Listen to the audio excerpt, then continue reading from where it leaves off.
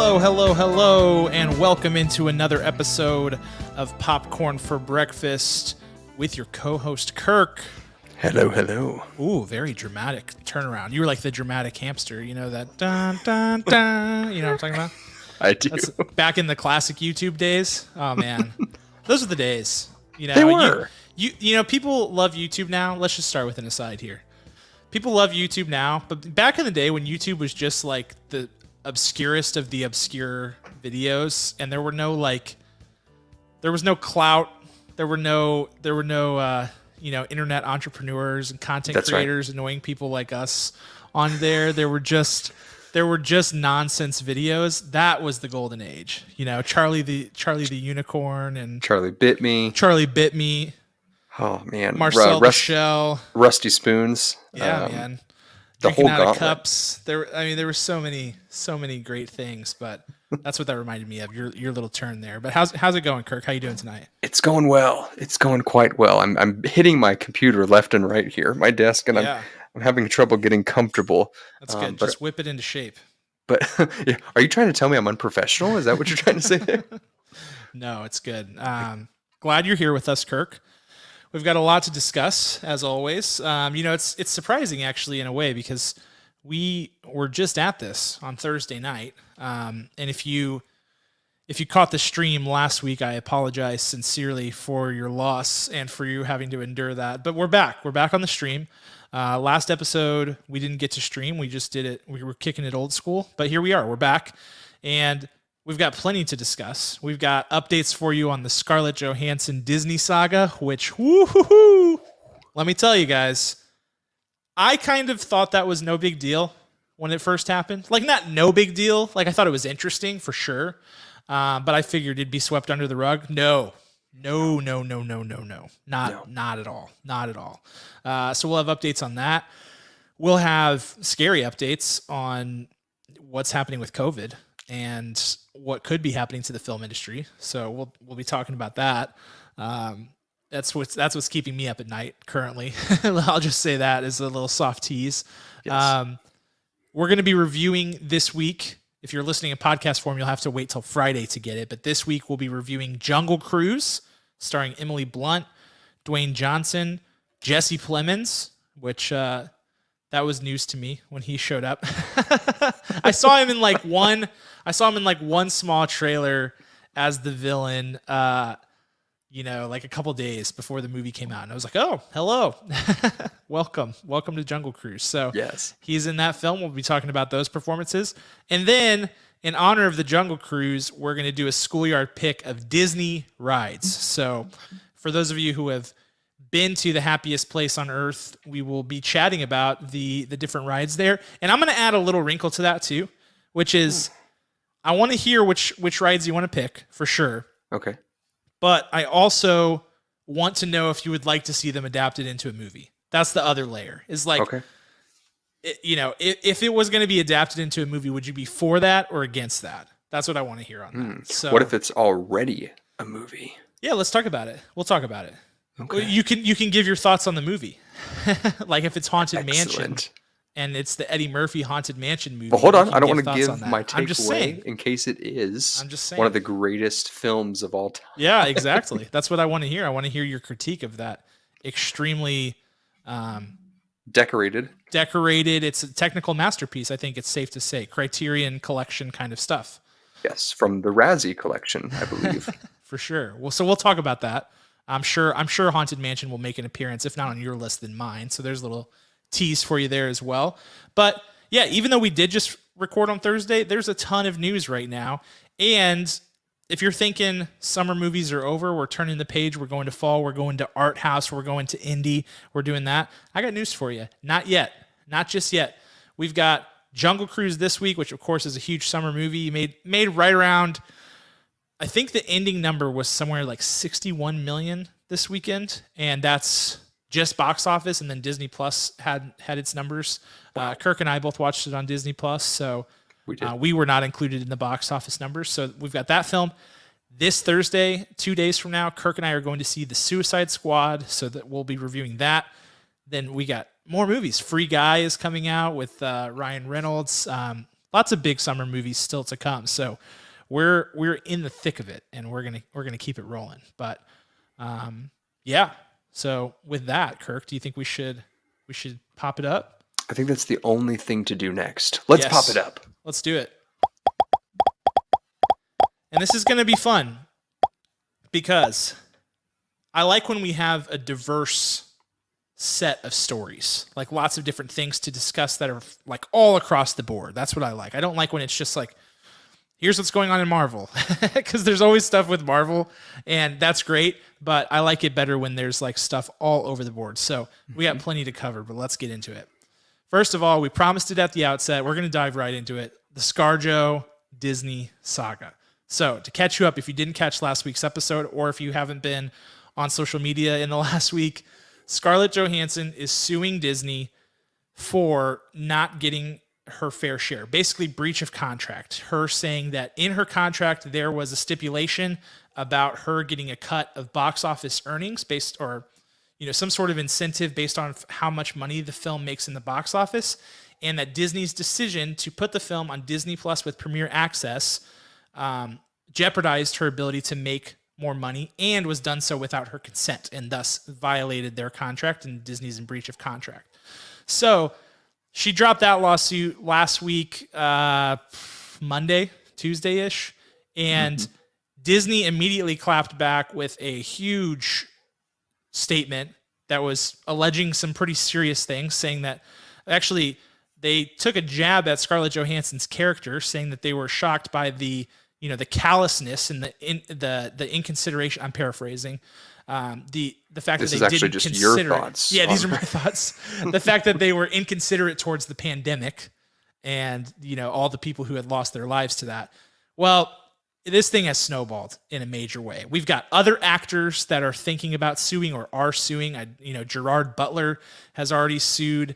I can't even remember what movie it's from, but was it Greenland or one of the Has London Fallen Has movies? Fallen, I want to say. Because those are big money makers. Those are still happening. So Gerard Butler's already like, cha-ching, I want in on this. Emma Stone is apparently, was reported to be thinking over her options for litigation with Cruella. And, this thing is everywhere. It's blown up to a huge level. We're getting reports from The Hollywood Reporter that Kevin Feige is, quote, angry and embarrassed by this whole situation. Bob Iger, who of course is the former CEO of Disney, who has recently exited the company, according to the Wrap, is quote unquote mortified by the whole issue. And Scarlett Johansson's representatives let the Wrap know that she was shocked by the tone of the message from Disney. And a bunch of groups like Time's Up, a bunch of women's groups called it a gendered attack on Scarlett Johansson, that Disney was attacking her character because basically saying that she's not allowed to request her fair share because she's a female. So this is bad. Yeah. This is really bad PR for Disney. I think we were talking about it last week, Kirk. People like to work for Marvel. Everything you hear in the press is that people love to work for Marvel and love to work for Disney.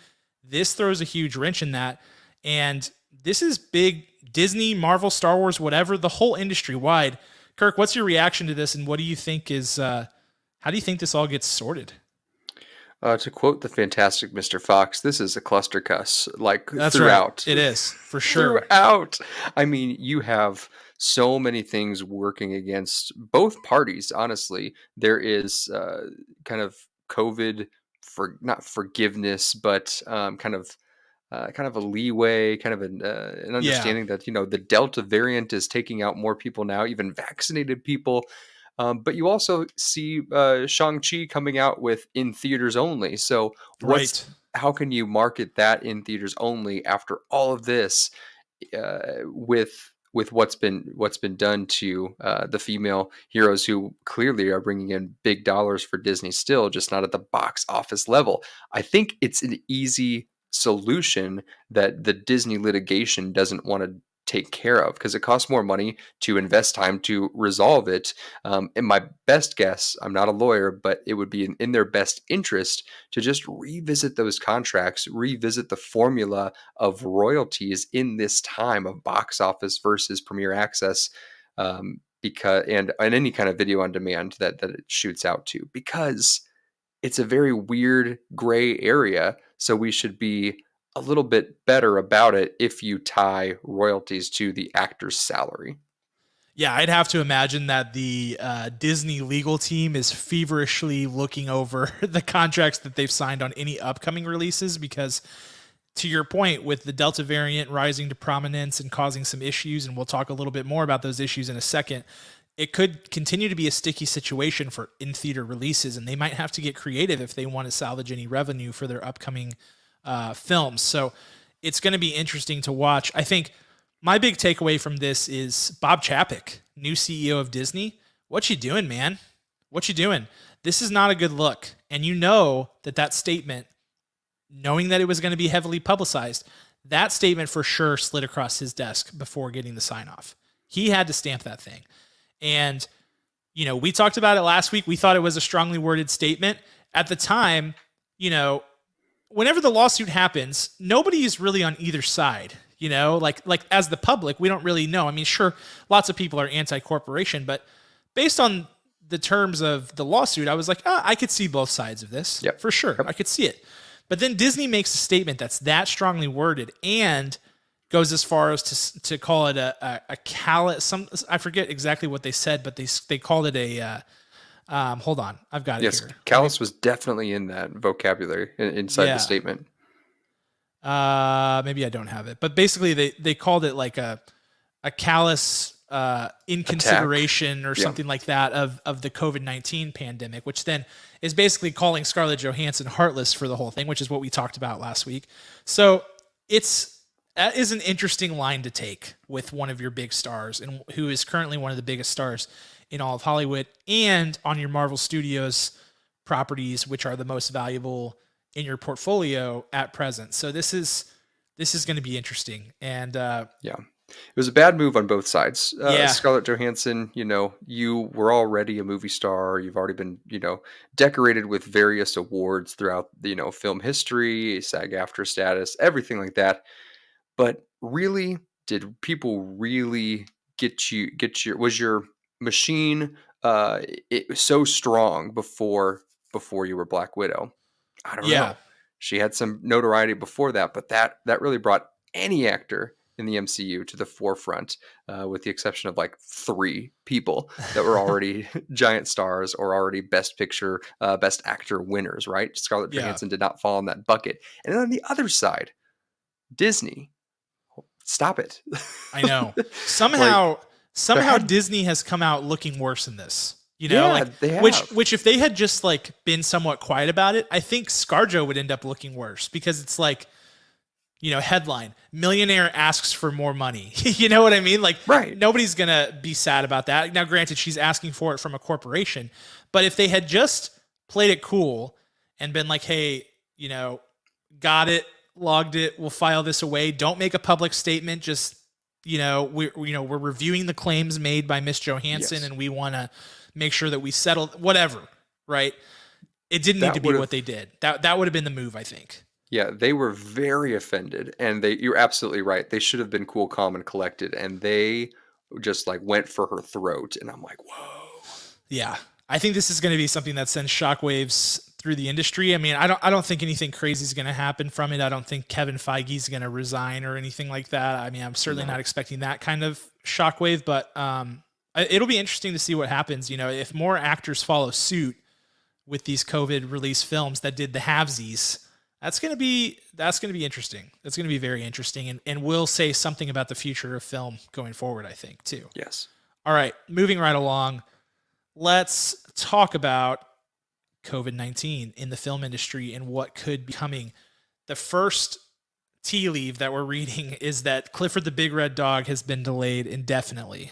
Thank goodness. No. Yeah, because of the Delta variant. Now, if I'm remembering correctly, the first film to be delayed by COVID originally was Peter Rabbit 2. I'm pretty sure. I'm like 90% sure that it was Peter Rabbit too. So it's not the size of the movie, it's the size of the gesture, I think, Yeah. in this case. And then it was, then it was James Bond after that. They quickly followed suit. So this is around concerns about the Delta variant. I mean, Clifford was about to come out. It was right there. Like there Yes. trailers all over the place. Like this thing was ready to go and they're delaying it. And I have to say, that Venom trailer came out yesterday, which we're not going to talk about because we've already talked about a Venom trailer on the show before. But it said this fall, and the last trailer said September 24th. Mm-hmm. And I am starting to get vibes of March 2020 again, and it's freaking me out. It's freaking me terrible. out. It's terrible. Like we've been through this, everyone. Yes. We've got our vaccines. We've worn our masks. Like, it's I know. so. It felt like we were it's- right there, man. It felt like we were right there. Oh, man, when I could walk into a grocery store or Target, the only two places I go besides work and home, when I could walk into those places without a mask, it was life changing. And I gotta say, it hasn't been that long. It's maybe been No, it really a hasn't. month. Yeah, June was when that started, I guess. Yeah. Right?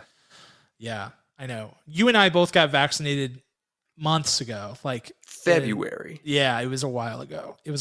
And I think we all thought we were in the clear. And then here we are, man. And we're staring down a new variant. There's it's wreaking havoc on the unvaccinated. There are, of course, breakthrough cases for people who are vaccinated, which would happen with any vaccine. That's how vaccines work. They're not, it's not 100% effective. And I'm not going to get into the virology stuff, but I'm just saying, like, this episode, we're not going to talk about film. I really don't want to. I don't want to step out of my depth here, but the point is, we were close, and now it feels like we're not close, and it feels like we're closer to going back to films being delayed. And that, if it happens, that would include a bunch of big movies, most notably Spider-Man: No Way Home, which has not dropped a trailer yet, and which they would probably look to move because that's a multi-billion-dollar movie right there. Yeah, Spider-Man does not come out theaters. It's only coming to theaters. Yeah. There's no question about it, and they're not releasing it until then, which is terrible because if we all get locked down again, man. It could be 2025 before we see Spider-Man: No Way Home. I know, it's scary. And don't forget, we still haven't seen freaking No Time to Die. We still haven't seen that movie. It's still supposed to come out this year. Oh man, I'm so scared. I'm hoping that this will calm down. I was hearing that, and I read very little about this stuff, but I'm scared about the movie stuff. And I was hearing that, the UK had a similar spike with the Delta variant, and then it went away. And maybe more people will get vaccinated and this will get sorted, but I'm officially freaking out about this because I cannot go through the year of movies that we had in 2020 because that was awful. I never want to do it again. It was bad. I don't I don't see why Clifford gets delayed because it's not going to get that much money. I don't know, man. I really don't know. I guess they're like, well, if kids aren't going to the movie, I don't know. I really don't know. Yeah, I guess, they took a big, kids movies did take a big hit because they're like, for the greater good, the parents locked inside, we're releasing these movies VOD. Here you go. Yeah, Congratulations. Like Trolls World Tour was one of the first ones, I think. Yes. And thank goodness we didn't have to pay much for that. Yeah. I would say I still think Clifford. I still think it's an adorable idea. One of the actors that is in it, one of the main actors, what is he? Uncle. His title name is Uncle something or Cousin something, and he's in Jungle Cruise, which we'll be reviewing. This, this episode this week. Yeah, that movie looks awful. Clifford. I think it looks so bad. I'm optimistic, but I also say, just throw it on VOD. It's not worth the theater. It's really not. Okay, moving right along. Well, so everybody, do whatever superstitions you have to do to make sure that we can, go see movies. Whatever it takes. And I don't care. Sleep with a spoon under your pillow. I don't know what people did for snow days or whatever. What is that? That's the snow day thing. Sleep with your pajamas inside out. I don't care. Whatever superstition you have to do.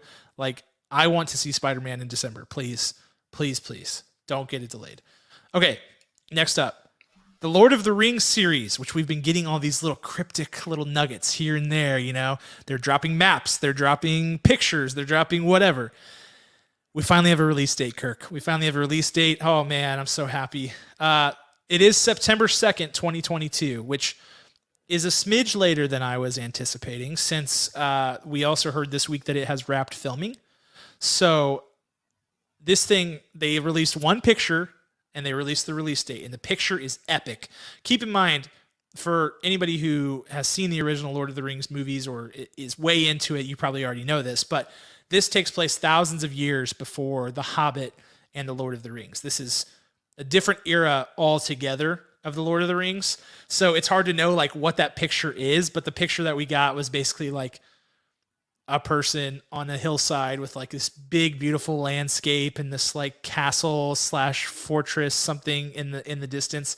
It looks very Peter Jackson, Lord of the Rings. It looks very fantastical and amazing, and I cannot wait. But the big news there is it's wrapped filming, and we're looking at September 2nd, 2022. It remains to be seen if this will be a week to week or if it will all release at once. If I had to guess, we're probably getting week to week. But this thing looks epic. Kirk, as a non-Lord of the Rings person, Yes. I have to know this because I can't. I'm too close to it, As a non-Lord of the Rings person, how hyped are you about this on a scale from 1 to 10? I don't want to get death threats, and I don't want anything. No, this is like I seriously want to know. Like I just want to know that like for somebody who just is not into it. Yeah. Like what's the interest level for something like this? Right. So I've seen The Hobbit and I've seen the very first Lord of the Rings, but nothing past that. So I'm more like a 3, like, I'm not invested and I'm not against it in any way. I'm not hoping that it doesn't come out. Honestly, I wish it would come out and it would maybe spark my interest a little more to become a Loader fan. Yeah.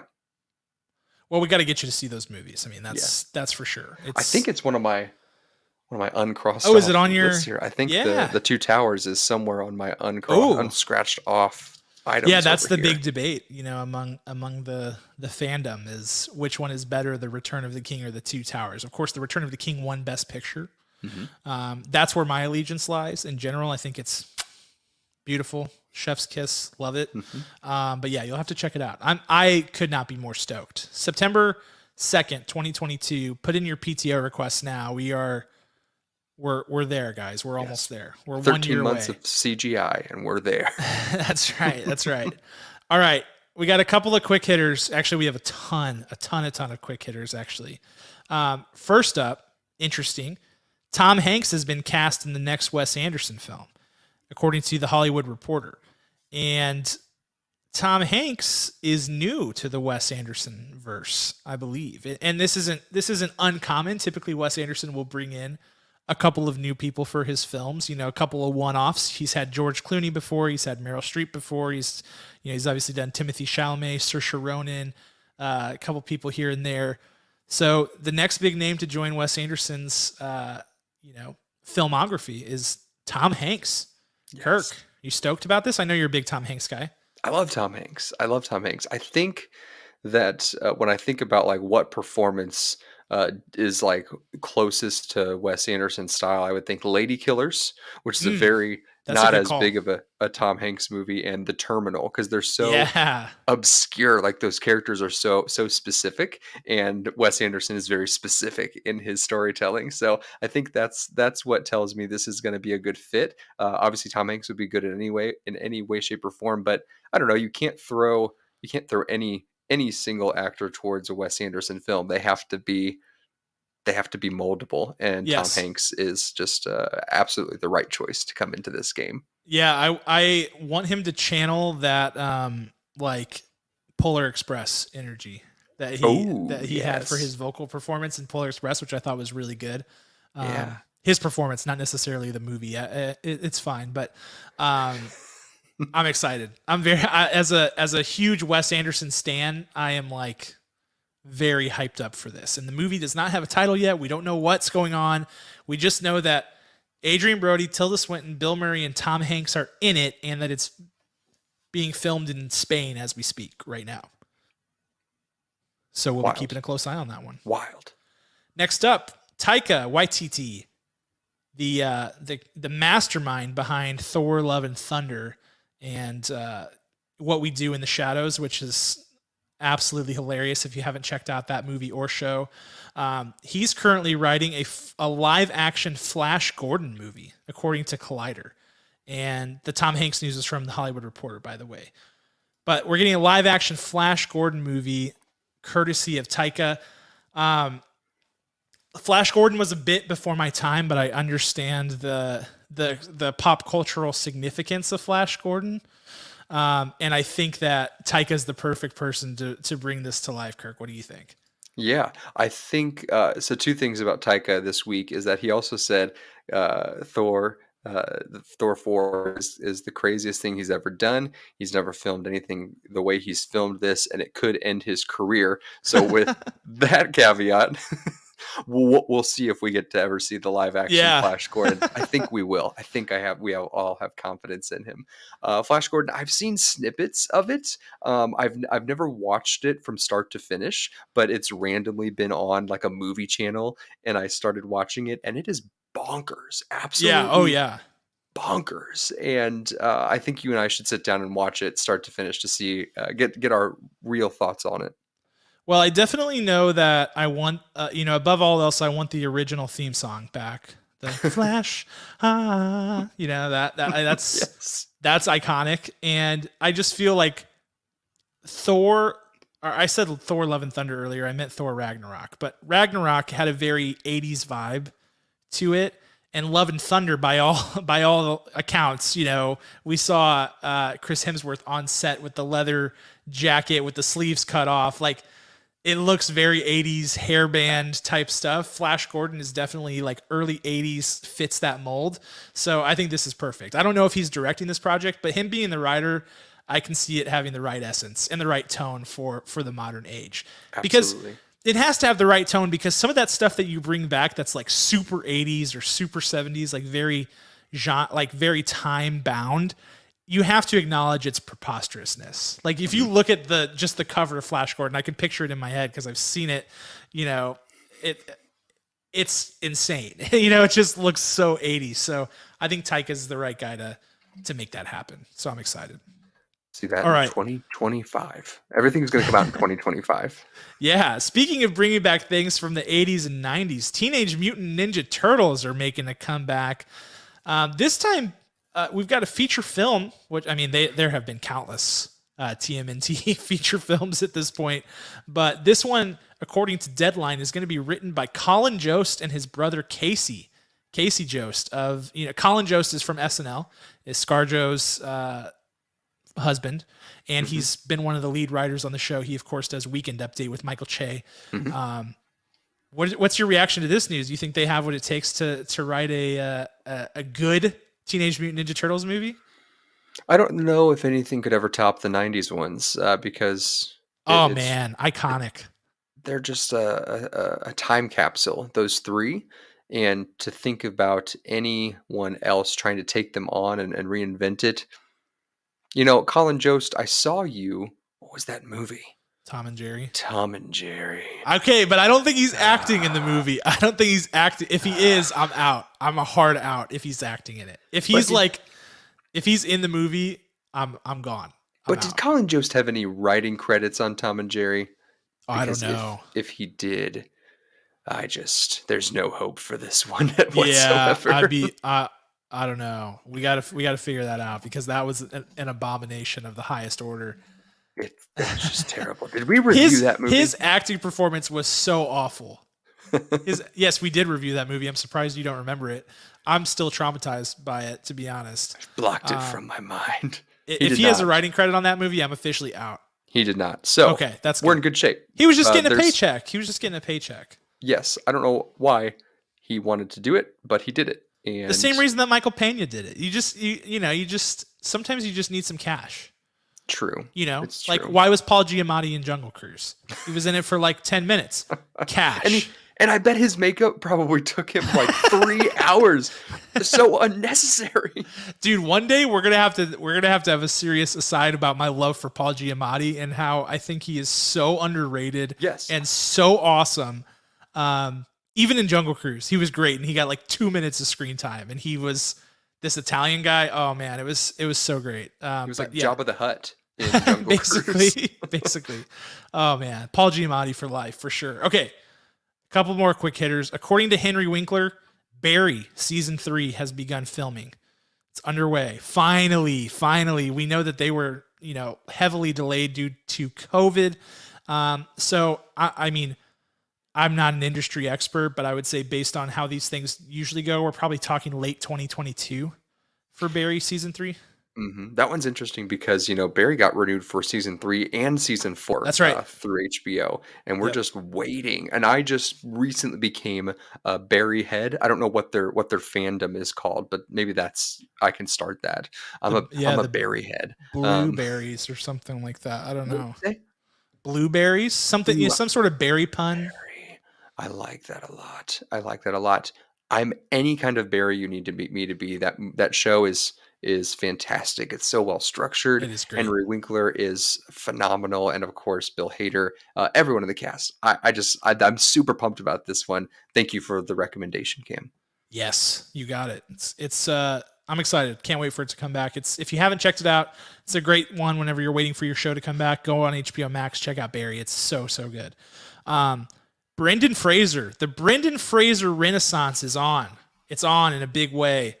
Brendan Fraser, of course, is the star of the recent show Doom Patrol, which is the DC show. He's the lead character on that and does a fantastic job. But his career is making a comeback in a big way.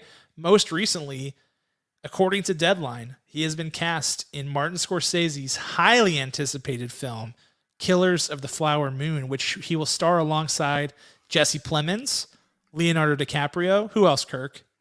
Anybody else big? Yeah, there's tons of people. Literally everyone. So that's a big one. Brendan Fraser is back. And I think he got cast in a few other things recently as well. But this is, anytime Scorsese picks you, that's big time, especially for a movie as anticipated as this one. Yes. If I had to guess, it was the most recent HBO film that I watched it. Can't remember the title of it. It was decent. Gosh, what was it? That was a great description. I watched it. It was decent, and he was in it. I think that's one of the best descriptions. Yes, No Sudden Move. Yeah. He plays kind of this. He's a little bit of a mobster in that movie, and he's got some power, and he's got some. He's pretty shady in that movie too. So I think maybe that performance. I think Marty was watching, and I think he said, "You know what? It's been too long. It's been too long, Mr. Fraser. Let's get you back in the game." Man. He was on top of the world for a while there. Really was. Like he was huge, and he's a good actor. I'm excited about this. I really am. All right, more quick hitters. So let's jump over. Let me see. What else do I got? Okay, before we jump into Marvel, got 2 other quick hitters that are interesting. One, according to Carter Burwell, who is the composer for the new film by Joel Cohen, The Tragedy of Macbeth, which of course is an adaptation of the Shakespeare play. Yes. Joel, of course, brother to Ethan Cohen. They're the famous director duo known as the Coen brothers. But Carter Burwell was on a podcast for people who compose scores of movies. Talk about finding your niche as a podcast. Well done there. The podcast is simply called Score. It's a score movie podcast. Anyway, Carter Burwell was on there, and he said that Joel Cohen is doing The Tragedy of Macbeth solo, and which we knew already, but that Ethan Cohen just isn't interested in making films anymore.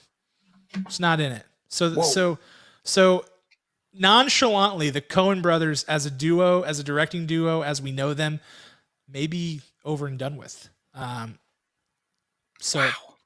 For those of you who are big Coen brothers fans, obviously, The Big Lebowski, Raising Arizona, Hail Caesar, countless others, No Country for Old Men. This could be the end of a pretty substantial and dominant era in film. So we'll be keeping an eye on that. But Come on, Ethan Cohen, keep making films. We love it. We love it. Help us out. but also do what makes you happy. So don't let us pressure you. I'm playing both sides of the fence here. Okay, next up. Travis Scott, rap superstar, and his production company, Cactus Jack Films, have reached a deal and a partnership with A24. And they will produce multiple projects together, the first of which will be called Utopia and will line up exactly with Travis Scott's upcoming album. This news coming to us exclusively from Discussing Film. Wow. So Cactus Jack Productions, Travis Scott dipping his toes into the film water. He's done a ton of really cool music stuff. He, had a partnership with Fortnite and did like a concert on there. So he's all over it. He's got his finger, he's all in the zeitgeist right now. He's got his finger on the pulse of society, and he's getting into the film business. So, and A24, we just talked about them a couple weeks ago, and how that studio, and we listed off all their incredible films. And in fact, I just saw another one of their films, The Green Knight, this weekend. So this is pretty hip happening stuff happening here.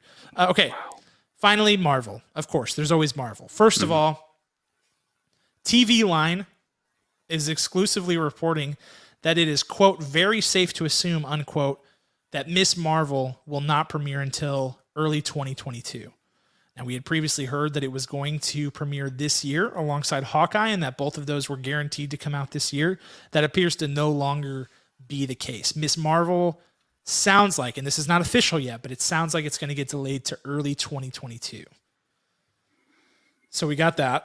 Next up, the one that we know is coming, and is coming as early as next week, actually, next Wednesday, Marvel's What If, Marvel Studios' What If, which is the animated series. We got a couple of news stories around this. First of all, the first season of What If will have 9 episodes. Now, what's interesting, we've seen 9 episodes before. WandaVision had 9 episodes, but it was originally intended to have 10 episodes, but the last one was delayed due to COVID and has been pushed to season 2, which was a low-key way of them saying, by the way, there's going to be a season 2 of this thing.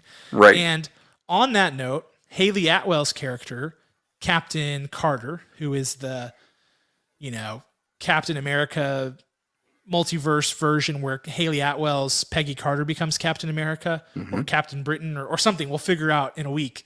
That character will appear in this season, next season, and all subsequent seasons of the What If series. She's sort of if you can call her the main character, I guess she's sort of the main character in this show. So that's an interesting development as well. Yeah, that's nice because she really didn't get her day. Of course, we had Agent Carter, and that failed. So I think about 8 people watched that show.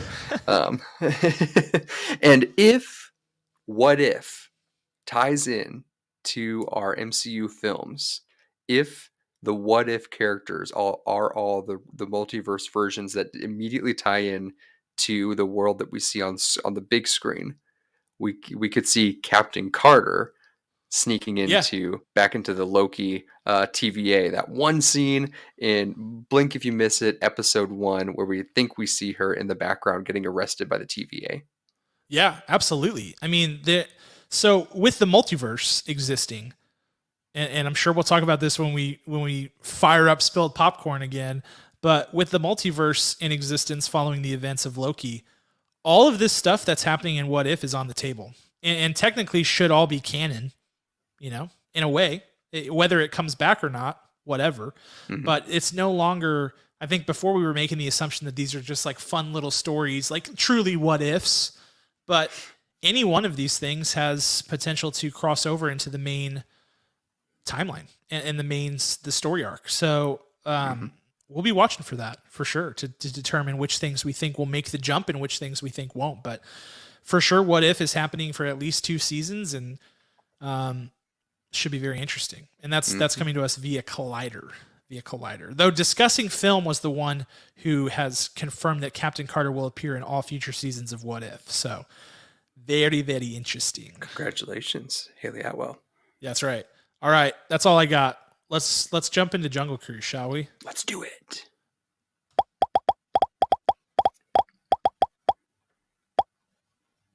All right, movie review time. We're reviewing Jungle Cruise this week. Kirk is actually up on Synops this week. Don't know if you knew that, but if not, surprise. It's I did it know. is your turn, my friend. So whenever you're ready, just take it away. Yes, you see, Jungle Cruise is about a girl, and this girl is on a mission with a super necklace, if you will, and she needs to get across the sea to a destination. She has someone, a very large, muscular man, who will guide her. And we find out that this muscular man is immortal, and there are lots of trials and tribulations that they go through. There are tricks that they withhold from one another. They have to earn each other's trust on this journey as well. There are lots of fine animals that help them along their way as well. And ultimately, they restore the heart of Tafiti, I mean, the tears of the moon, into the proper place in order to get the special healing immortal flowers that exist out there at the end of the Jungle Cruise. My That's apologies. right. Does that sound vaguely familiar to Moana? Most of that entire storyline? No, not at all. Not even slightly derivative. Not of Moana, not of anything else. Yes, That's a preposterous statement.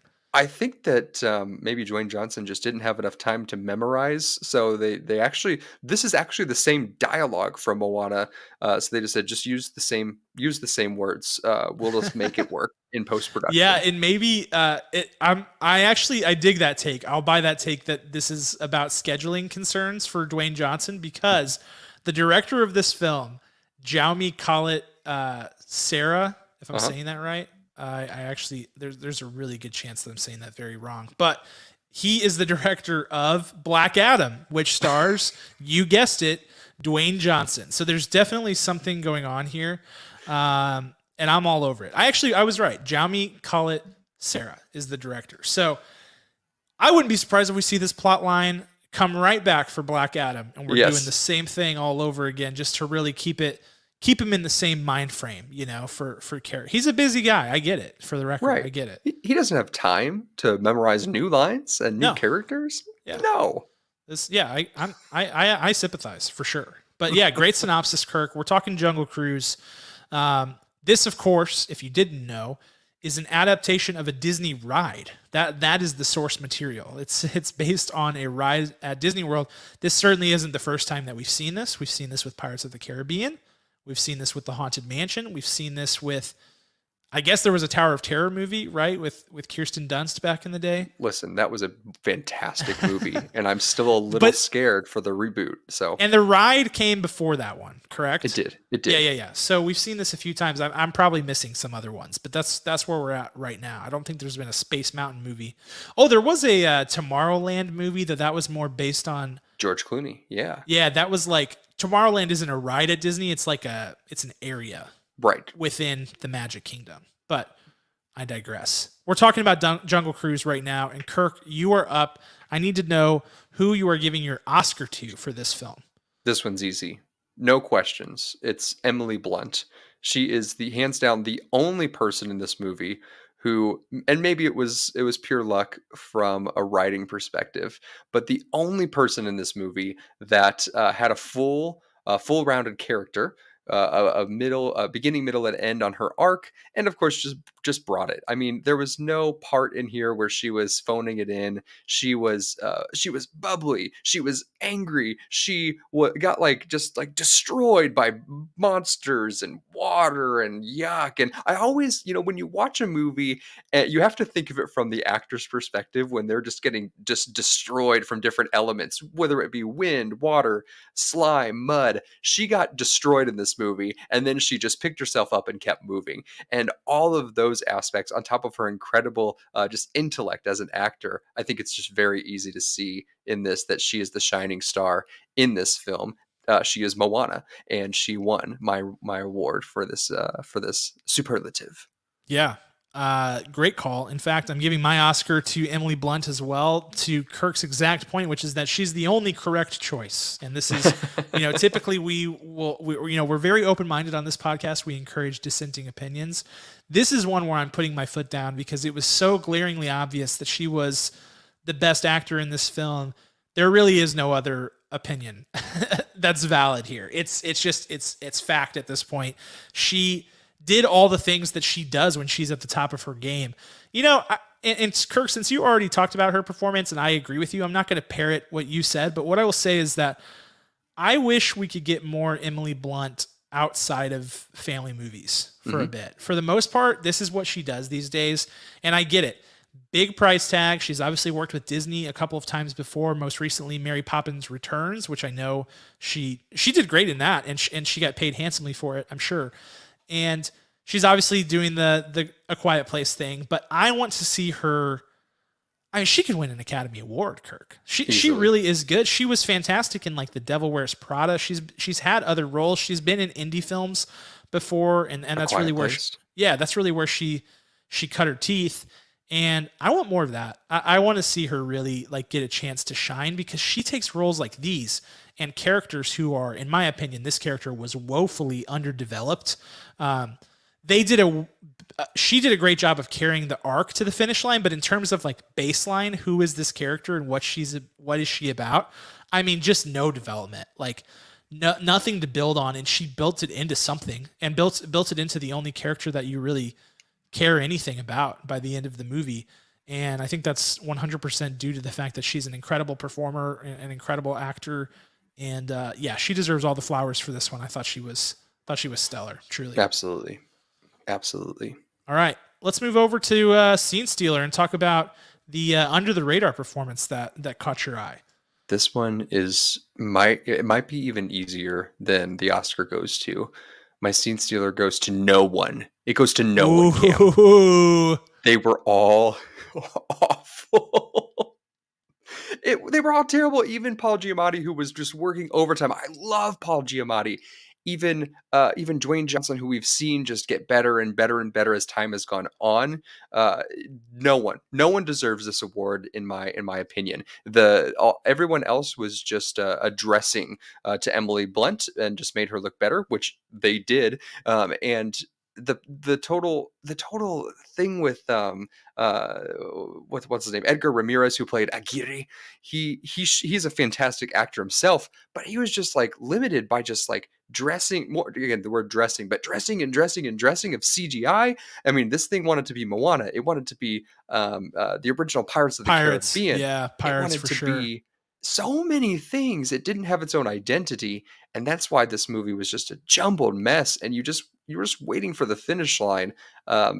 Too much going on with Jesse Plemons killing people left and right from the moment we see him. Paul Giamatti, as I said, Jabba the Hutt at the beginning, just trying to get money out of The Rock, and The Rock, which just grossly miscast in this role. I mean, he should have been all over those dry, witty puns and sarcastic, cheesy humor.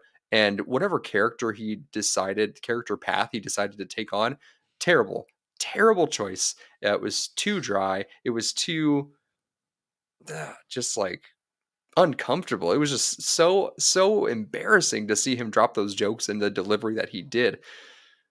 I could go on for hours, but no one gets an award for me out of this one at all. Yeah. Wow. I mean, I'm listening. I get it. I can see you're making some very valid points, Kirk. I'm not going to steal your Scene Stealer, because I am going to pick somebody, but I totally am on the same wavelength with you. For me, my Scene Stealer is Jesse Plemons, who plays the villain. And this one is hard because the villain in this movie makes zero sense. The villain is one of the most thoughtless villains that they've ever put into a movie. So they intro him within the first 10, 2 minutes of this movie. And he's just like the rich German guy who has the thing that Emily Blunt wants. And so she steals it from him.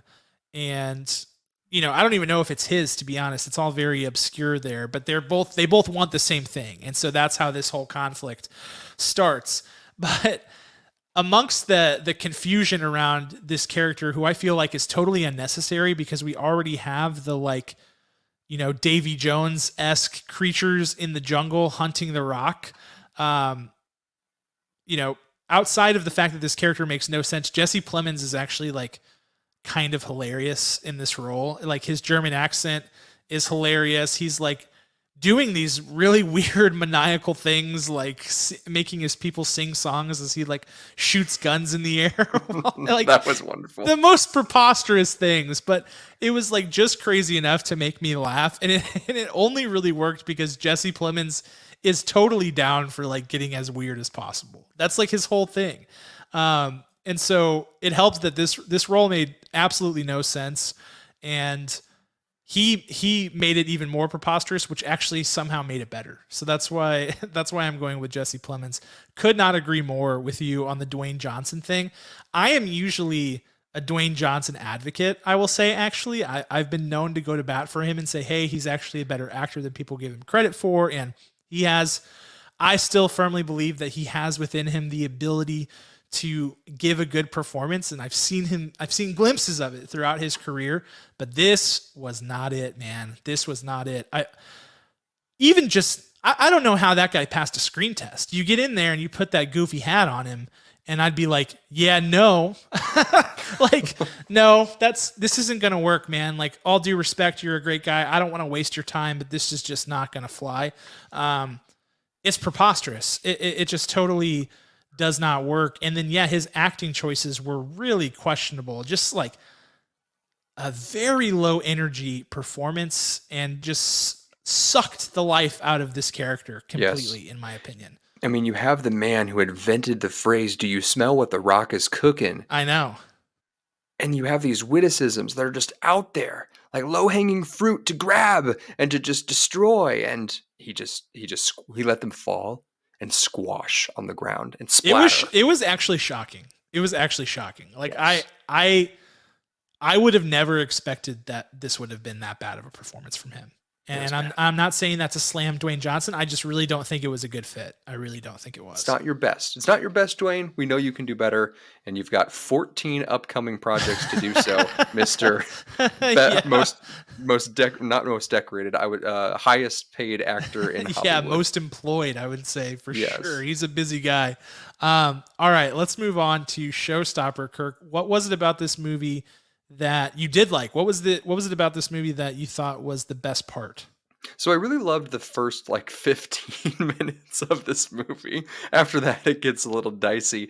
We start the movie and we immediately see the Disney castle, and Tink goes across and drops her pixie dust, and then the camera shifts and we go underwater, which was great. It made sense for the total arc of the movie, where we ended up at the end at the something La Rota, whatever it was called, instead of the other foreign word that I also didn't write down or remember. But we go underwater and we flip it, and you can kind of see the Disney castle's reflection and everything too, even though we're into the story. And I thought that was special and extremely delicate storytelling, because this is a movie about a Disney ride. So that we're entering the story, but we're also still part of a ride, part of an adventure that Disney created first. It wasn't the story first. It was just this idea. So I loved that. That's so specific, but that's what captured me immediately. I immediately paused the movie as we started it, and my wife's just like looking at I had my iPad and I'm writing it on there, and she's looking at me like, huh, what are you writing like this early on? Like nothing started yet. And it's because it was such a good technical moment, and honestly, it was beautiful CGI. They may have spent all their money on that, because the CGI throughout the rest was fuzzy, was hairy, was too much, was overwhelming, was bad at times, like overall bad. But that first 15 minutes of world building, before we actually got on the path to where our characters were going, I loved it. I thought it was great. Cool. I like that pick. I like that. I like when we peel back the layers of the onion, we get to the deep cuts, Kirk. That's what you're here for. That's what I like. That's a good pick. I'm also picking something obscure, so we'll get double dose of that. But for me, it's really, I almost said the third act of this movie was my showstopper, because I feel like the third act is when they finally inject some life into this movie, which is pretty lifeless through the beginning, to be honest with you. Like, they do a lot of fun action sequences, but they are kind of pointless, and so they don't like get you energized or like bought into the plight of the characters. And so the third act is where you finally start to be like, okay, there's stuff happening. We're here with the villain. Things are happening. We've reached the climax of the film, etc. But anyway, sort of what kicks off that third act is Dwayne Johnson's big reveal that his character is this immortal person who has been alive since the beginning and was around for the since the beginning of this whole thing and is bound to the river in the jungle. During that sequence, which is an extremely long sequence, like way longer than it should be because his plot line is very convoluted, but during that sequence they do a lot of these time lapses of like him building the boat, him building the town, all these like the front of the boat with all of his different animals that he's had over the years. And the time lapses are really stylish and really good looking. Like startlingly so because it looks so much better than anything else that happens in the movie. Like it was a situation where I paused and was like, "Whoa, whoa. We got some style going on." And I was like, "Props to our director. That looked great." Like I felt like I was seeing his flair, Mr. Jaume. I feel like I was seeing his flair, his persona shine through what was otherwise, in my opinion, a very like, you know, like cookie cutter Hmm. corporate film, and that was one of those moments where you're like, ooh, some style. The moment that you called out, it's like, ooh, okay, I like the choice there. And there were flashes of that, but it just wasn't enough. But those time lapses in general get you locked in on that scene because it's so appetizing visually. And it's important because that scene where he's explaining that needs to be like the big moment in the movie where you're like, oh my gosh, who could have known except for everybody. Um, so I liked that choice and I thought it looked really good. So the time lapses. All Yes. right, let's move along to the other side of the coin. And I say that every single time, the other side of the coin. But Well, it's a wonderful phrase, Cam. That's why you say it. thanks. But we're moving on to director shoes, which is not showstopper. It's the things that we didn't like or the things that we would change. And Kirk, you're kicking us off here. Let's start with the montage you just mentioned. Yes, it Yeah. is actually very well executed. Yes, it has actually some of the best CGI in the film, other than the opening sequence. Hmm. Yes, it is great to see The Rock with his beautiful flowing hair and big beard, and it's actually some of his best acting in the movie in this CGI role. With like he's very focused during that moment.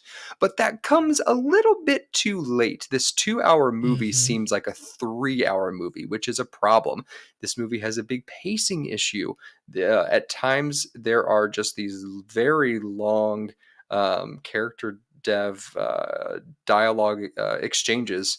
And then there is a long segment of the movie when they first get kick-started on this journey, on this adventure, where Michael Bay was probably sitting in as a surrogate director. I mean, it is cut, cut, cut, cut, cut, cut. And what that Yes. means is when you see something on the screen and you're following a character, and then all of a sudden you no longer see that position.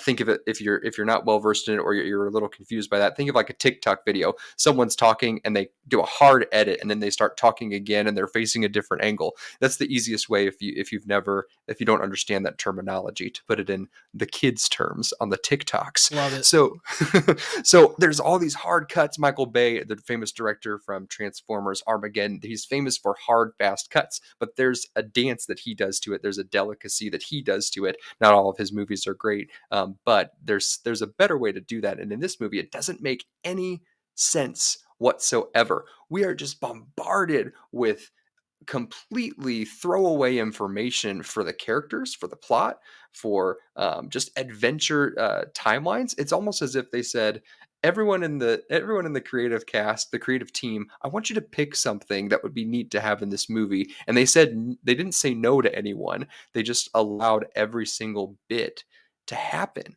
and it just got just nauseating, absolutely nauseating.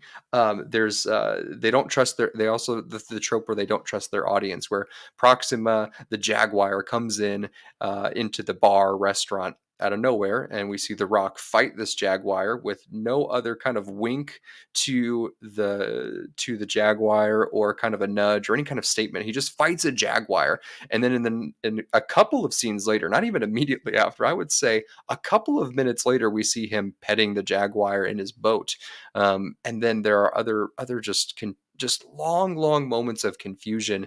That third act is such a mess. It's so much CGI.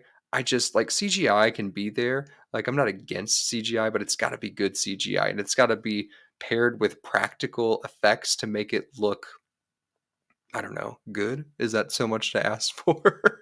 I hated the whole third act of this movie. It drove me crazy what they were trying to do with it, and it's quite an accomplishment for myself. I'd like to give myself an award today. I don't know what we should title it, but I did not fall asleep during this movie, and I watched it in one sitting. But that was such a difficult movie to watch start to finish with no interruptions. Yeah, I have to admit, I did not make it through the first sitting. I had to stop, and I was watching it. You know, Jackie was watching something on her iPad, and I was watching this movie, and she knew that I had to watch it for the review today.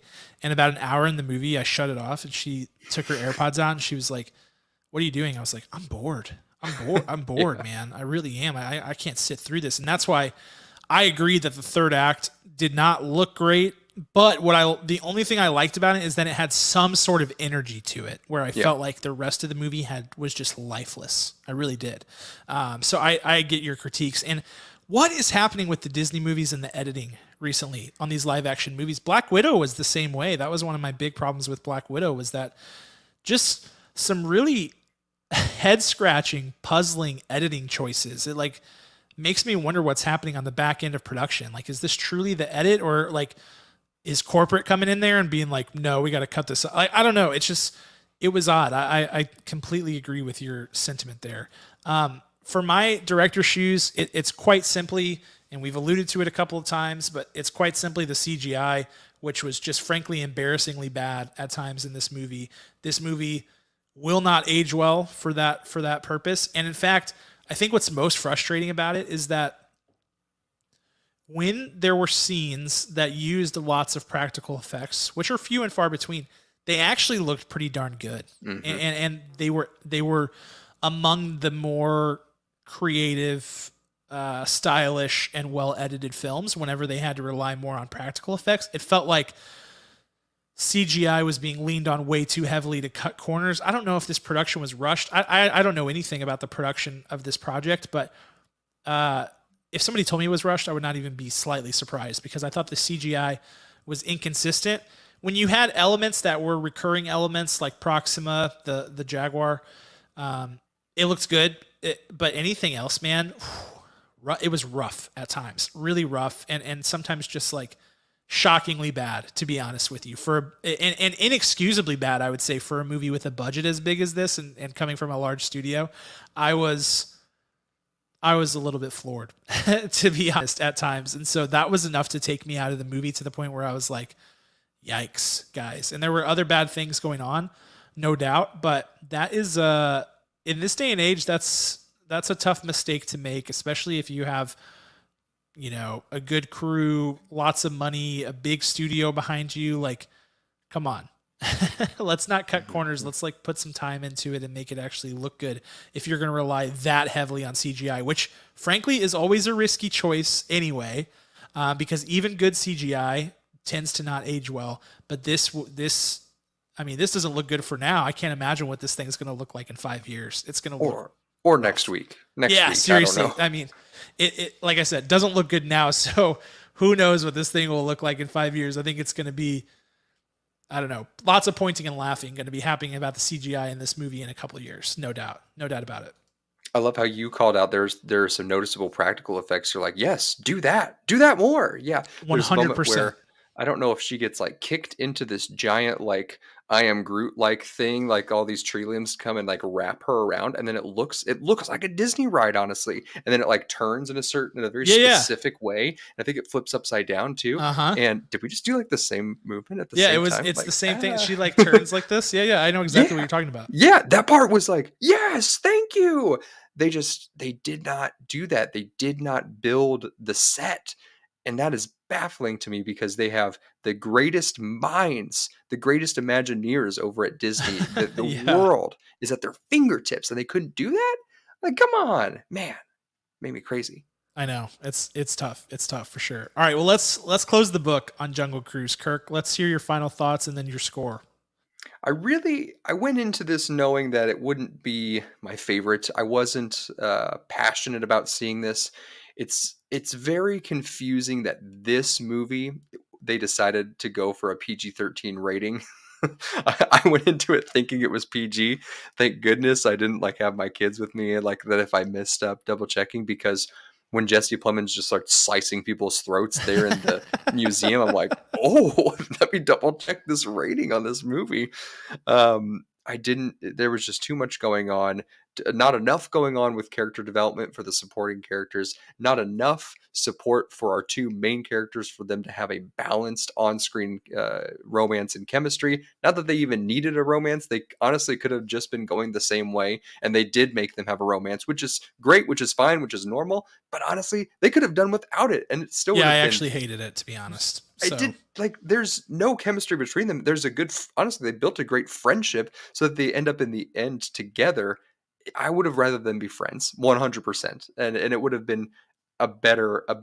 It would have raised my score, honestly, to the end of this movie. I could go on and on. The Aguirre and the whole mystical element to that, and how it just didn't make any sense. And then again, must I say it again, that this was Moana Part 2, just a clone blueprint of Moana, and I don't understand how any one of the executives at Disney didn't see that. It blew my mind that it wasn't better than it was. I was going into this thinking I'd be somewhere around a 5, maybe a 5.5. This guy ended up at a 2 kernels out of 10 for me. Sorry, Jungle Cruise. yep. All good points. All good points, Kirk. I'm gonna be in a similar ballpark to you. I think I have a lot of problems with this movie. I mean, you've called out a few different things. I think the point that I want to make is the same one that you mentioned at the very beginning, which is that this movie has an identity crisis. It doesn't know what it wants to be, or rather, it wants to be everything, but can't. It's derivative. It's just mindless. It's a totally mindless movie. They put very little thought into what this movie would be. It honestly feels like one day some Disney executive said to somebody, "You need to make a Jungle Cruise movie, and we need to have it out by 2021." And it was like, crap, it's like that is what it feels like, honestly, because we've already talked about the things that it really steals from hard, which are Disney properties, but still the original Pirates of the Caribbean movie, those, like, the whole undead jungle monster thing is a straight rip of what they did in Pirates of the Caribbean. The whole restore the tears of the moon to the thing is straight from Moana. I mean, you could go on and on. There are so many different derivative plot points and nods to other movies. It's just shocking how thoughtless this movie is. And when you layer on top of that, you've got this main villain who doesn't make any sense and is sort of like awkwardly side by side with the jungle monster undead guys. You've got, a bunch of really puzzling acting performances and acting choices and really low levels of character development. Really bad CGI and pacing issues and editing issues. What you're left with is kind of a movie that has an identity crisis, just like you said, Kirk, and it's really hard to make heads or tails of it. I will say that I think there are times, like I mentioned in my showstopper, there are times where our director, Jaume Collet Serra, shows that he's got something to say and he's got style and there are moments where you're like, ooh, you just catch these little flashes where you're like, oh, that could have been so cool, but it's not enough. And by the time they get close enough to getting you interested into the movie, you're already way checked out. I mean, they lost me real early, like 15 to 20 minutes in. I was like, I am so bored. I can hardly handle this. I really, I'm going to lose some sleep thinking about what this movie would have been like without Emily Blunt, because that is truly terrifying to me, if I can be honest. So for me, it gets a 3.0, and frankly, I think that's a little generous. But there were flashes of what could have been a good movie, and there were some parts that were moderately entertaining, but I certainly wouldn't recommend this movie to anybody. And actually, I mean, you guys know I try to stay away from review stuff as much as possible. But I followed Dwayne Johnson on Twitter, and if this is true, I don't know if it's still true, but he said it had like a 94% audience score on Rotten Tomatoes. I saw that before I saw the movie, and I was like, wow, impressive. And then I saw the movie, and I was like, huh? I was like, did I get some sort of weird, different version of this movie? Because I that number makes no sense to me. I mean, not even close. I'm shocked, and I don't know what the critics score is. I'll have to check it out after this, but if that 90 something percent held on Rotten Tomatoes, just color me very surprised. I cannot believe that at all. And one thing that I failed to mention that I think is very important is that Dwayne Johnson nicknames Emily Blunt's character Pants. Pants. Yes. And he says it no less than 175 times Easily. in the course of 120 minutes. It is terrible. It is awful. Painstakingly terrible. You know that he was just improving his way through this movie, and he decided this would be a good spot to say pants, and forgot that he had already said it 174 times. It was ridiculous and so overdone. He said it 4 times before we were a half an hour into the movie, and I said, oh, he's not stopping. He's clearly you're like, well, that's a choice. That's a choice for sure. And I mean, there's a moment where he says it probably 10 times in less than 2 minutes where he's... Oh, you're not kidding, dude. It's like, insane. Hang on. Oh, Kirk just with froze. The choice you wore with those pants.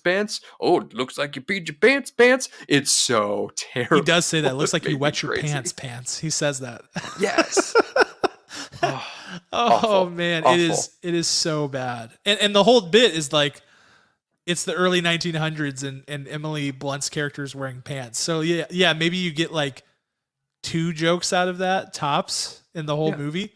No, he hits that drum 100 times before it's all said and done. I mean, all the way up into they get to their destination and they're like, all right, we got to swim. You got to swim, Emily Blunt. I'm too big. Everyone was narrower. Let's get down. He's like, you wore pants under your pants? Like, I just can't handle how crazy it was, how many times he said it. Okay, I'm glad that you called that out. Something else I forgot to mention that is, a somewhat nice thing to say is that everything they introduced in the movie they did bring back, which is lots of terrible movies miss that attention to detail. They I have to give them credit. They at least brought it back all the way up to the car that she sees like a bunch of pictures of cars and the motor car, and they bring that back at the end. I was like, okay, we've gone full circle on that stuff. So that was one of the other reasons that I gave a little extra points, but that's no consolation. I would say I still think it's a pretty awful film overall. If they had said pants one more time, I would have dropped it a full score. No, dude. I mean, I became numb to it, to be honest with you. I couldn't even hear it at the end of the movie. He was saying it so much. So man, that's a great call out. That's a really good point. It's so bad. That alone is enough to get me checked out. I'm like, no more. No, it seriously is embarrassingly bad. All right, let's turn the page on Jungle Cruise. As a reminder, our review next week will be The Suicide Squad, so make sure you swing back around for that one. We're very excited because it's James Gunn, and it's, that was the biggest story in the world whenever that came around. James Gunn, fired from Marvel, hired by DC days later. This is must-see for sure, so we're excited about that. But let's move into our Schoolyard pick, which this week is Schoolyard pick of Disney rides. And I get to kick us off this week. And I have been, and Kirk as well, has been to both Disney parks. So we're spoiled in that way, but we might bounce around a little bit. We'll talk about it. For my first pick, my inaugural pick, I am going with the Haunted Mansion. I'm going with the Haunted Mansion. And remember, on this Schoolyard pick, we're going to talk about, would we like to see it adapted into a film? Now, The Haunted Mansion was already adapted into a film with Eddie Murphy, a truly awful film. There are discussions about potentially doing another Haunted Mansion film in the future. Let's just not, in general. I don't think the ride movies have really panned out super well, except for the first Pirates. But the rest of them, I could do without, to be quite honest with you. And Jungle Cruise is just another testament to that, in my personal opinion. But Haunted Mansion is one of those rides that what I love about it is, first of all, it's only a Disney Parks thing. Like, it's not based on a movie or anything. It's just something that they came up with, and it's like an original idea. And they have all these really cool Disney Imagineering tricks that help like make the ghost appear as holograms. They've got the great Grim Grinning Ghost song. They've got the floating heads. I mean, the Disney magic, 50 years later or whatever, since that ride came out. I don't know if when exactly it came out, but I know the park turns 50 on October 1st or something like that. But that ride, the Disney magic is still very much intact there. And the song is great, and it's magical. And whenever I like am having a bad week at work, or I'm like picturing myself on vacation at Disney or something like that, that's the ride I always picture myself on, because it's just synonymous with Disney for me. So that's my first pick, the Haunted Mansion. Beautiful choice.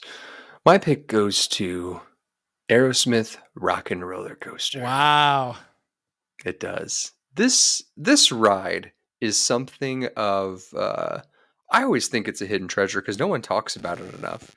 But let me tell you, this ride, if you've never been on it, you're doing yourself a disservice. If you like roller coasters, go get on it because it is insane. It kicks you out at like 80 miles per hour. You go straight into darkness, and then there's flashes of neon lights. And before that, you get this long, drawn out experience with Aerosmith in his recording studio, which definitely needs a facelift, but I don't care because it's part of its history. I love this. I love this ride. I love this ride. Now the question is, should it be adapted into Oh a Lord. movie? A Steven Tyler movie, or like just a total Aerosmith movie? Oh man. I would say, we biopics are the way of the future, and we do not That's have a true. Steven Tyler film yet. I think there's a lot of story there, and I think Disney should really capitalize in this market and in this time before it gets away from them. I would say yes, absolutely yes to a movie adaptation of Aerosmith Rock and Roller Coaster. That would be something else. They're for sure sunsetting that ride. Like that, it has not made sense for a little while now, and I just have to imagine it is a great coaster. To your point, it's a great coaster. I love to ride it. Um, the line for it sucks. Like, it just Yes. doesn't move very fast. So the line is always long, and so that's what always like takes me out of it. There are times where I'm like, I'm not riding that. 70 minutes, not happening. But it is such a fun coaster, and one of the only true coasters at Disney World. So it's a good one. I think that's a great pick. All right, Thank my you. pick number 2. I'm going with Space Mountain. Space Mountain at Disney World. They also have Space Mountain at Disneyland. It's a little bit different, but Space Mountain at Disney World is awesome. I love it. Again, another original ride. The iconic building, the super dark ride on the small track with the fast turns, like, very fun. Doesn't cease to be fun, even if you've ridden things that are more thrilling. Technically, there's something about that ride that just continues to be ultra fun, no matter what else you've ridden. It's a one of a kind experience, and I don't know what that movie would look like, but the title sure would be cool because Space Mountain is an awesome title, and if they could come up with a good plot line that's not like the Jungle Cruise, I'm there for it for sure. Yeah, I don't know what that looks like, but I mean, it's got Directed such by an Ridley Scott. ooh, It's rated yes. R. Space Mountain. No one can hear you. No one in Space Mountain. No one can hear you scream. I love it. My next pick, I'm going to go with one of the newer rides, Star Wars: Rise of the Resistance. Darn you, Kirk. Darn you. This ride. I should have allowed you to do it because you're the only reason that we had tickets to see it. So, I but mean, I'll credit to my dad who used his charm to make that happen. But yeah, Yes, yes. To the two of you who just spearheaded making sure that we got to ride this mere weeks after it had opened. I think that this ride has everything. It is an entertainment dominator. It is a thrill ride. It has a surprise at every single turn. I love it. I love it, and they've already made a movie into it, so there's that. That's true. I mean, this ride, objectively, I feel like, or no, this is my opinion, so I'll just say subjectively, it's the best ride. Purely ride factor, it is the best ride that they have. It is so cool. Yeah. The line is cool. Like, it is just awesome. It is sick. I think they even have like, different. I kind of think of it like Mario Kart, where you have like speed. Yeah. What they have all the different elements to it, right? So you really have entertainment factor, you have speed factor, you have unpredictability. It checks every box because it's not just sit in and go. It's a full experience that you are immersed. You feel like you are literally in the Star Wars world. Yeah, you going feel like through a goober everything. wearing regular clothes in there. You're like, That's oh true. man, I feel like I should be like in my Jedi robe or something right now, or in my stormtrooper get up. When we go back, I think we should 100% just spend the money Yeah. on whatever day we do Star Wars and just full on big in mode where Yeah. we Just are go just for it. like ready and we're like in character with the other actors, the cast members. That'd be pretty great. That would be cool. It is such a sick ride. I think it's a great choice. My third pick, I'm going with lots of classics. I'm going with the Hollywood Tower of Terror. Excellent. It's an OG. Of course, there's already been a movie. There's supposed to be another movie, though Scarlett Johansson was behind that project, so God knows what's going to happen there. Well, fingers crossed, I guess, though I'm sure the movie will be awful. Yeah, the Tower of Terror, and most specifically, they had a Tower of Terror at Disneyland. It was not the same. It was not as good. They changed it to Guardians of the Galaxy Mission Breakout, which is incredible. But the Tower of Terror in Orlando, so cool. I love it so much. The whole thing, the pre-ride show with the TV, playing the Twilight Zone stuff, the whole like going through the ride, and then you go into that room. It's like, and you slide in there. I love it. I rode it one time when I was like 9 years old during a lightning storm in Orlando, and the ambiance was c'est fini. It was so beautiful, and I loved it. It was so great. It's such a masterful ride. It's so fun. The first time you ride that, because you can see everyone rising and falling from Yeah. the outside. So the first time you ride it, you're thinking, okay, we're going to go through the line. We're going to get the experience at the bottom. We're going to go up and then we're just going to drop. When that light goes, you're like, I'm just going to drop. No, that is the scariest moment. The door gets drawn and you start moving forward. It is Yes. the most disorienting feeling in the world. It's And then you brilliant. sit there for a while Yes. in your dark room. And then you kind of like shake as you're Yep. getting geared up to the front, and then the doors slowly open and it sounds like the worst warehouse door opening. Yep. It's brilliant. It's brilliant. And my old fart self can't handle the rising and falling anymore. So maybe I'll get on it again. Maybe. It's But the man, best. it's so anxiety inducing. But it's wonderful. It's brilliant. It's It is brilliant. truly. My next pick. Pick number 3. Oh, this is tough. This is tough. I'm gonna pick Indiana Jones ride in Disneyland. Ooh, great pick. Under the radar pick. I love it. Yeah, it's got a little bit of speaking of Brendan Fraser at the top of this episode, it's got a little bit of the Mummy in it because it has fire, like real fire, in the ride itself. But that ride is massive. It's absolutely massive. It doesn't.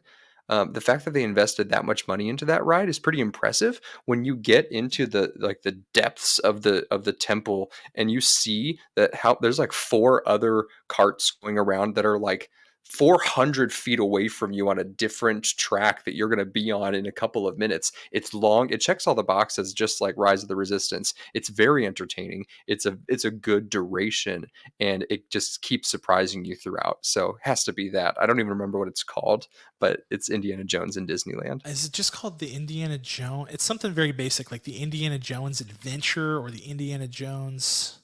I think the Indiana Jones Experience is the show at Disney World. I think the ride is just called Indiana Jones Adventure or something like that. But yeah, it's one of those rides that, like, if you've only been to Disney World and then you go to Disneyland, which is pretty common for people in our neck of the woods because Florida is more accessible than LA. But Yeah.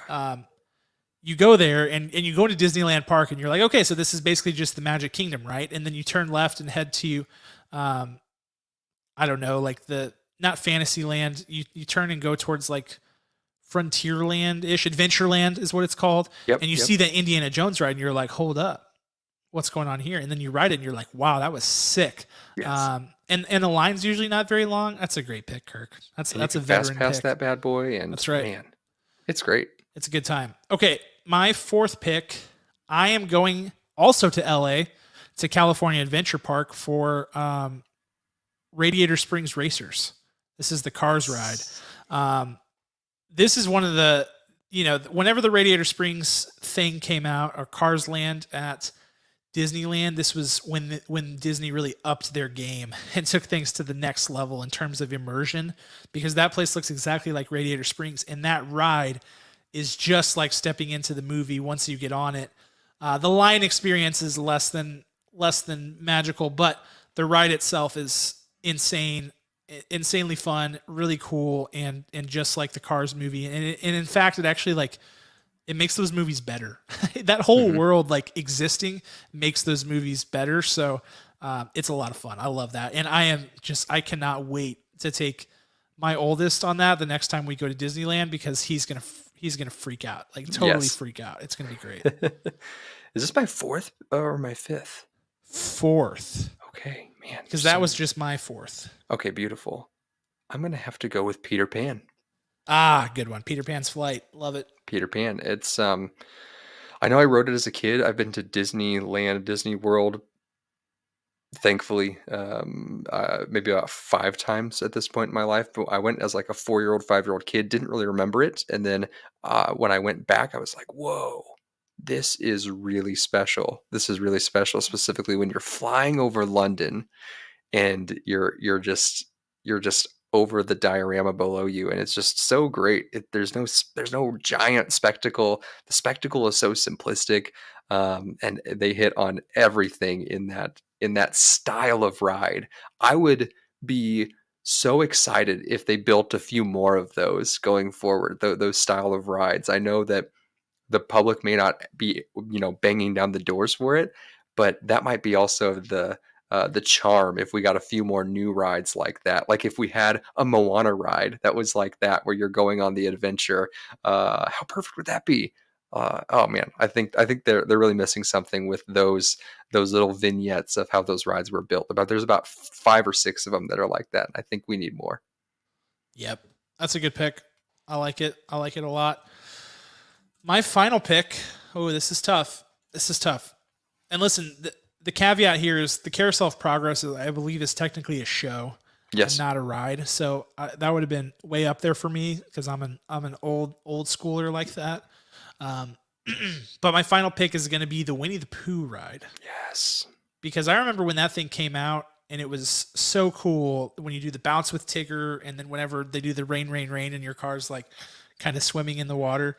It was a Yep. very different experience, and it holds up so well. And both of my kids have gone through. One of my kids is 1 year old, and so he's very, very into Winnie the Pooh. But Marshall also went into a pretty hardcore Winnie the Pooh phase, and it is just, we've been lucky enough to take Marshall on it, and we're getting ready to go to Disney World again, and we'll get to take Elliot on it. But that experience for them it makes it all the better. And that ride is still so fun, even as an adult. It's just such a magical, nice little peaceful little ride. So I Hmm. had to pick Winnie the Pooh. I'm also going to end on a magical, peaceful choice. I'm going to go with Frozen Ever After over Ooh, in. Is it in Epcot in Disney Epcot. World? Yep, Yeah. Epcot. I didn't have. Frozen's fantastic. The dynasty of Frozen, I think, will continue to flourish because it's got an excellent story and excellent characters.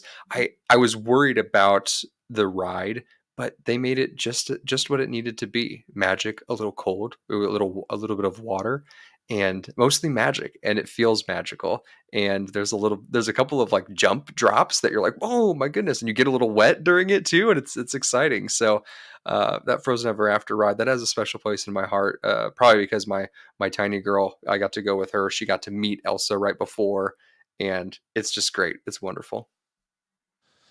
Great choices all around. There are plenty of honorable mentions, I think, for sure. I mean, there's tons of great rides that we didn't mention. I think the new Millennium Falcon ride is awesome. I think the Snow White Seven Dwarfs Mine Train is really cool. The original Snow White ride is really cool. There's tons of them. There's a great Monsters Inc. ride at Disneyland that I really like. But Kirk, any other honorable mentions you want to go with, or are you cool with your list? Yeah, I mean, Slinky Dog Dash. Oh yeah, Toy Story Mania. Toy Story Mania, great movie ride. Rest in peace. R.I.P. And the Seven Dwarfs Mine Train. What an experience! That ride is a blast. It is so much fun. Yes, so many great picks. So hopefully, all you Diz nerds out there, I think is the term that the kids are using. I don't think the kids are using it. I think just BuzzFeed is using it. But it's just the millennials are using it. All you Diz nerds out there, hopefully you enjoyed that. Let us know what your picks are if you have been to the parks, and let us know. We didn't really talk about if any of those rides should be made into the movie there at the end. We kind of let that fall off, but. My stance is no more movies for rides in general. I'm just like, until you can prove to me that you can make a good one, I'm out. What about the Great Movie Ride as a movie? The Great Movie Ride ride. No, the Great Movie Ride movie is what they should call it. Yes. That would be fun. It should be a VR experience or something like that. Yeah. Bandersnatch. And they add Bandersnatch on the end of that. And it becomes a choose your own adventure. Yeah, Kirk, man. I dig it. Just a idea machine we are over here at Popcorn for Breakfast. Yeah, exactly. But that's all we've got for you this week. Like we said, The Suicide Squad, James Gunn's film, is our next review. Kirk and I are going in the wee hours of the night on Thursday to go check that one out. So be looking out for that next week. As I've been plugging recently, Letterboxd. We are both on Letterboxd. That is an application on your phone that you can download. Here it is right here. Letterboxd. And if you follow us on Letterboxd, you get more information about the movies that we're watching, and you get to see, at least if you're following me, you get to see reviews and picks of movies that we'll never talk about on this podcast, really. Like, you would know, if you followed me on Letterboxd, you would know that the last 4 films I watched were Jungle Cruise, The Green Knight, Freaky, and Amanda Knox. See, The Green Knight, Freaky, and the Amanda Knox documentary, we'll never talk about it, but if you want to hear my opinions on it, you can get them on Letterboxd. So follow me on there. Build your profile. It's super fun. I'm not being paid for this. I just genuinely really like the app. So go check it out. It's a good time, and you can follow us. My username is Cam Wiggs. Kirk's username is Curlington. Yes, going on there. And since I'm slightly older than Cam, I am. My profile is not built out yet, and I have a couple of favorites, but I am looking at his profile, trying to figure out what to do with my profile. There's that. Yeah, buddy. But follow us on Letterboxd. We'll be doing our thing on there, and you can see my favorite movies on there too. So it's exciting stuff. Also, Discord. Chat with us on Discord. We were having some conversation on Discord today about Schmigadoon, the Apple TV Plus series, and talking a little bit about that with some people in there. So that's a good time. You can join our Discord server by clicking the link in the description for Discord. That is also an app, super easy download, and it just is basically an instant messaging app with us to talk about movies and memes, whatever else is going on. It's a good time. I think that's all I got. What Spilled Popcorn will officially be back with What If, when What If starts, which that comes out on August 11th. So you're looking at first episode the week after that of Spilled Popcorn to talk about What If, but we will be back for that. So in the meantime, just hang tight. We've got some other stuff cooking. We appreciate you guys listening. As always, we're going to give our special thanks to our executive producer, Ryan Spriggs. Happy birthday, Ryan, coming up here shortly. And his band, Rhetoric, which created our original music, which you are about to hear right now. We will talk to you guys next week. Talk to you then.